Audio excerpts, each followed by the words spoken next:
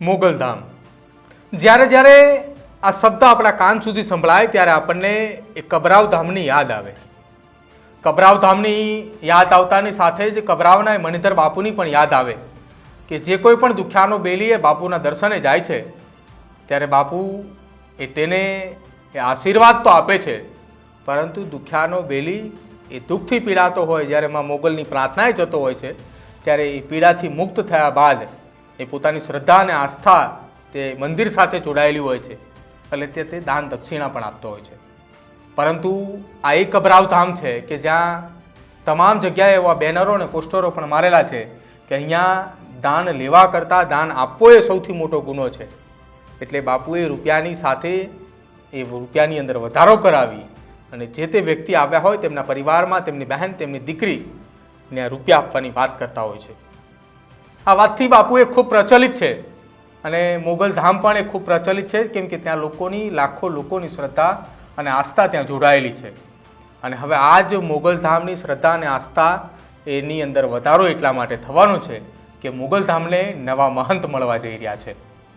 મોગલધામ કબરાવ ત્યાંના મહંત મણિધર બાપુના પુત્ર નાગજણ આપાની તિલક વિધિ થવાની છે અને નાના મહંત તરીકે તેમની હવે મોગલધામ કબરાવમાં તેમની વરણી થવાની છે.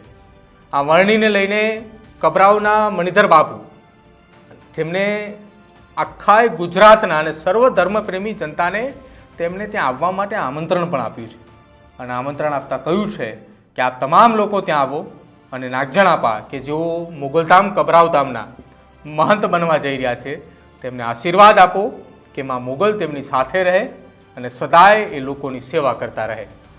શું કંઈ કહ્યું મણિધર બાપુએ અને કેવી રીતે લોકોને ત્યાં આવવા માટે આમંત્રણ આપ્યું એ પણ તમે સાંભળો.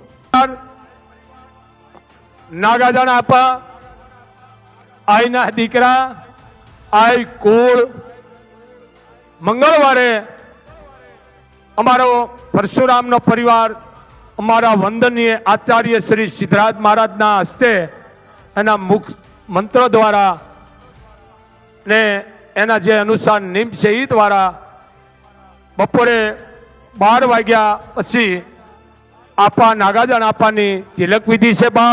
બાપુનો આદેશ છે. આપા નાગાજણને બધા તમે મનથી એને શુક્રિયા પ્રદાન કરજો. શુક્રિયા પ્રદાનનું સમજી ગયા, આશીર્વાદ એટલે આશીર્વાદ દેવાની સીધ દેવાઈ જાય. બધા આશીર્વાદ આપજો. 18 વરણને બાપુનો આદેશ છે બાપ. કારણ કે નાગાજણ આપાને હવે આપણે સિંહાસને બેહારવાના છે, કારણ કે હવે એને માથે ધોહરું મૂકવું જોઈએ બાપ. એમ બેટો બાપ તણો જો ચીલે ચાલે નહીં તો જનની કહું જાણે વહમું લાગે વેરડા. એમ નાગાજણ છે, આઈનો પરિવાર છે, મોગલ કુળ છે બાપ. તો એની તિલક વિધિ છે. બધા મંગળવારે તો હજારો માણા હોય છે, પણ મંગળ કરે ગંગળ, કારણ કે મને કોઈ ગ્રહ નડતો જ નથી, માં મોગલ છે. એટલે મંગળવારના દિવસે જે અમારા આચાર્ય શ્રી પરશુરામનો પરિવાર સિદ્ધરાજ મહારાજના અનુસાર એના મુખ દ્વારા એ કે માની સાક્ષી અને તિલક વિધિ અહીંયા મંગળવારના 12 વાગ્યા કરવામાં આવવાની છે. તો 18 વરણને બાપુનો આદેશ છે બાપ. આ પરિવાર નાગાજણ આપાને આશીર્વાદ આપજો. બોલ મોગલ માતની. આજે કામ કરે છે મોગલ, એ કોઈ ચમત્કાર નથી, પણ તમને વિશ્વાસ, દવા અને દુઆ બે રાખજો બાપ. નાગાજણ આપા આઈના દીકરા આઈ કુળ મંગળવારે અમારો પરશુરામનો પરિવાર અમારા વંદનીય આચાર્ય શ્રી સિદ્ધરાજ મહારાજના હસ્તે એના મુખ મંત્રો દ્વારા ને એના જે અનુસાર નિયમ છે એ દ્વારા બપોરે 12 વાગ્યા પછી આપા નાગાજણ આપાની તિલક વિધિ છે બાપ. બાપુનો આદેશ છે. આપા નાગાજણને બધા તમે મનથી એને શુક્રિયા પ્રદાન કરજો. શુક્રિયા પ્રદાનનું સમજી ગયા, આશીર્વાદ એટલે આશીર્વાદ દેવાની સીધ દેવાઈ જાય. બધા આશીર્વાદ આપજો. 18 વરણને બાપુનો આદેશ છે બાપ. કારણ કે નાગાજણ આપાને હવે આપણે સિંહાસને બેહારવાના છે, કારણ કે હવે એને માથે ધોહરું મૂકવું જોઈએ બાપ. એમ બેટો બાપ તણો જો ચીલે ચાલે નહીં તો જનની કહું જાણે વહમું લાગે વેરડા. એમ નાગાજણ છે, આઈનો પરિવાર છે, મોગલ કુળ છે બાપ. તો એની તિલક વિધિ છે. બધા મંગળવારે તો હજારો માણા હોય છે, પણ મંગળ કરે ગંગળ, કારણ કે મને કોઈ ગ્રહ નડતો જ નથી, માં મોગલ છે.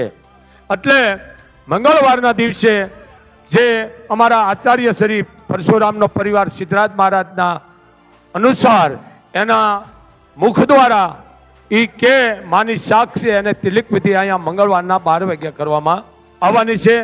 તો 18 વર્ષને બાપુનો આદેશ છે. બાપ આ પરિવાર નાગાજન આપવાને આશીર્વાદ આપજો. બોલ મોગલ માતની.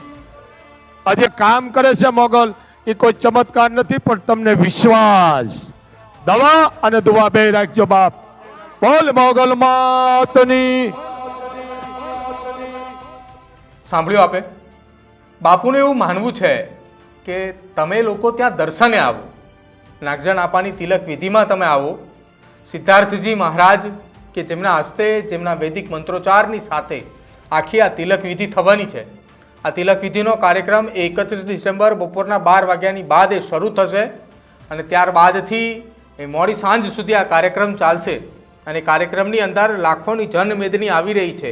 એ કબરાવ ધામની આસપાસ, એ કચ્છ અને સાથે ગુજરાતભરની અંદરથી સાધુ સંતો એ નાગજણ આપાને આશીર્વાદ આપવા માટે આવવાના છે.